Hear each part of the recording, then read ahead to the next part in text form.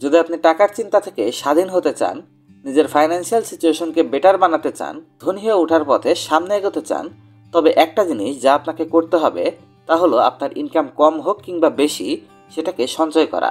জি হ্যাঁ, যত বেশি আপনি আপনার ইনকাম থেকে টাকা সঞ্চয় করবেন এবং ওই বাঁচানো টাকাকে বুদ্ধিমত্তার সাথে ইনভেস্ট করবেন, ততটাই আপনি ফাইন্যান্সিয়াল লাইফকে বেটার বানাতে থাকবেন, ততটাই আপনার ধনী হওয়ার চান্স বাড়তে থাকবে। এমন অবস্থায় যখনই কাউকে এই পরামর্শ দেওয়া হয় যে আপনাকে আপনার ইনকামের ম্যাক্সিমাম অংশ যতটা আপনি সঞ্চয় করতে পারেন ততটা বাঁচান, তবে অধিকাংশ লোক এরকম কনজারভেটিভ জবাব দিয়ে থাকে যে আমার তো আগে থেকেই ইনকাম কম, তো আমি কিভাবে সঞ্চয় করব? আগে থেকেই তো আমার খরচের জন্য টাকা কম পড়ছে, এখানে সঞ্চয় কোথায় কিভাবে করব? এখানে আমি আপনাদের সাথে এই টপিকটার উপর কথা বলবো। যখন আপনার ইনকাম কম থাকবে তখন এমন অবস্থায় টাকা সঞ্চয় কিভাবে করতে পারেন, এখানে ঘুরিয়ে ফিরিয়ে কথা বলার জায়গায় আমি সরাসরি পয়েন্টে আসছি। আপনি যদি এটা বুঝতে চান আপনি কিভাবে আপনার টাকা সঞ্চয় করবেন যখন আপনার ইনকাম কম থাকবে, সেক্ষেত্রে শুধুমাত্র দুইটা জিনিসে আপনার ধ্যান রাখতে হবে। প্রথম জিনিসটা হলো, আপনি যদি কোনোভাবে আপনার খরচের উপর কন্ট্রোল করতে পারেন, কিছু অপ্রয়োজনীয় খরচকে কম করতে পারেন, তবে আপনার এটা করতেই হবে। এটা হলো প্রথম সিম্পল জিনিস যা আপনি আজ থেকেই করতে পারেন। যেভাবেই হোক আপনার খরচগুলোর উপর নিয়ন্ত্রণ আনতে হবে, আর যে টাকা এক্সট্রা থাকবে তাকে বাঁচান। আর দ্বিতীয় অপশনটি হলো, ধরুন আপনার খরচের উপর আপনার নিয়ন্ত্রণ নেই, আপনি নিয়ন্ত্রণ রাখতে পারেন না, আপনি যা কিছু দরকার সেগুলোর পেছনেই খরচ করছেন, আর এতেই আপনার সমস্ত ইনকাম শেষ হয়ে যাচ্ছে, আপনার টাকা কম পড়ছে।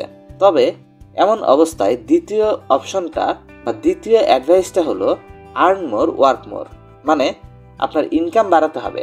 আর এজন্য হতে পারে আপনাকে বর্তমানে যতটুকু কাজ করছেন তার থেকে বেশি কাজ করতে হবে। এখানে খেয়াল রাখুন, যেখানে আপনি চাকরি বা ইনকাম করছেন সেখানে যদি আপনার ইনকাম বাড়ার অপশন না থাকে, তবে আপনি আপনার জবকে সুইচ করার ব্যাপারে চিন্তা করতে পারেন।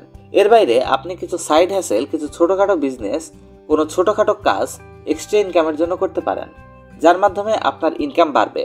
এখানে যখন কথা হচ্ছে নিজের ইনকাম বাড়ানোর এক্সট্রা ইনকাম সোর্সের, এতে আপনি ইনকাম কম হওয়ার পরও বেশি পরিমাণ সঞ্চয় করতে পারেন। এজন্য এক্সট্রা ইনকাম করে আপনি যে কাজই করছেন সেটাকে আপনাকে খুব চিন্তা ভাবনা করে করতে হবে এবং দ্রুত টাকা বানানোর কোনো স্কিম থেকে দূরে থাকতে হবে। এটা খুব গুরুত্বপূর্ণ বিষয়। আপনি অধিক টাকা কামান কিংবা না কামান, যদি আপনি ভুল উপায়ে টাকা কামানোর চক্করে পড়ে যান, উদাহরণ হিসেবে ধরেন আজকাল গেমিং অ্যাপ ভাইরাল হচ্ছে, বা ক্রিকেট গ্যামলিং, হাবিজাবি জুয়া টাইপের অ্যাপগুলো মানুষকে টাকা কামানোর প্রলোভন দিচ্ছে। যদি আপনি এই সমস্ত গেম বা অ্যাপ ডাউনলোড করেন এবং প্লে করেন, তবে আপনি এখানে কোটি কোটি টাকা কামানোর বিভিন্ন লোভনীয় অফার দেখবেন। যদি আপনার মনে হয় এগুলো আপনার ইনকামের জন্য কোনো অপশন, তাহলে এসবের কথা আগেই ভুলে যান, কারণ এগুলো গ্যামলিং ছাড়া আর কিছুই না। এখানে শুধু আপনি সময় বরবাদ করছেন না, বরঞ্চ যে টাকা আপনি নষ্ট করছেন তা আপনার কষ্টের কামানো টাকা, এবং আপনি অনেক বড় ট্রাফে পড়তে পারেন। ইভেন এমনও মানুষ আছে যাদের দেখেছি এই সমস্ত অ্যাপগুলো ব্যবহার করে একরকম নেশায় পড়ে গেছে আর ছাড়তে পারেনি। তাই এক্সট্রা ইনকাম থাকুক আর না থাকুক, এই ধরনের ভুল থেকে দূরে থাকুন। বরঞ্চ আপনার একটা পলিসি বানিয়ে নিতে হবে যে টাকায় আপনি কামাবেন সেটা সৎ পথে কামাবেন। হয়তো এখানে আপনার পেরেশানি হচ্ছে, কিন্তু আপনি আপনার নিজের পরিশ্রম থেকে যখন টাকা কামাবেন, কোনো শর্টকাট অ্যাভয়েড করে, তখন আপনার টাকা খুব ভালোভাবে আপনি কাজে লাগাতে পারবেন। যদি আপনি বসে বসে টাকা বানাতে চান, তবে আপনাকে সেখানেও পরিশ্রম করতে হবে। উদাহরণ হিসাবে, যদি আপনি ইউটিউবে ভ্লগ বানান, আপনি সেখান থেকে টাকা বানাতে পারেন। আপনি যা কিছুই পারেন সবগুলো মানুষকে শিখিয়ে টাকা বানাতে পারেন, সেটা ইউটিউব হোক, ফেসবুক হোক, কিংবা কোনো ওয়েবসাইটের মাধ্যমে বা কোর্স বিক্রির মাধ্যমে।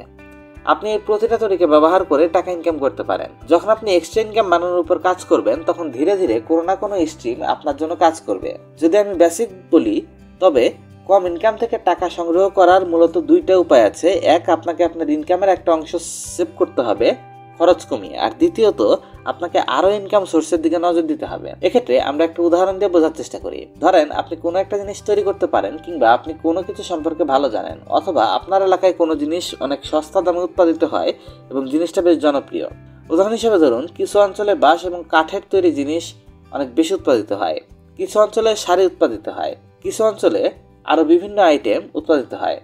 আপনি আপনার চাকরির সময়ের বাইরে এই সমস্ত জিনিস কিনে ফেসবুকে বিজ্ঞাপন দিয়েও সেল করতে পারেন, কিংবা আপনি চাইলে এগুলো তৈরির প্রসেস ইউটিউবে শেয়ার করতে পারেন মানুষের সাথে।